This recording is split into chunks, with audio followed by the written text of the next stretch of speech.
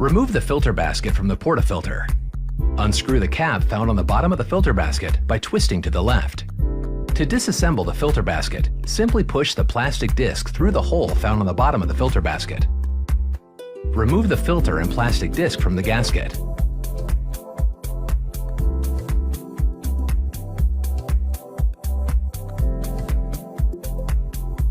Clean the outside of the filter basket with a soft bristle brush.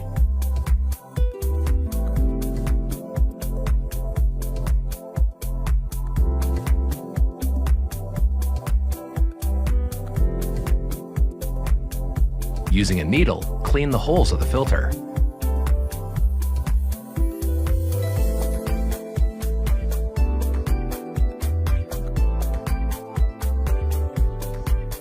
To reassemble, line up the pin on the bottom of the plastic disc with the small hole in the rubber gasket and push down until it snaps into place.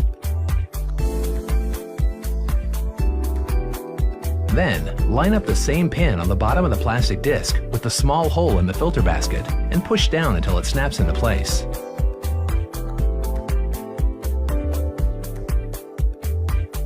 Screw the cap back onto the bottom of the basket to secure all the pieces.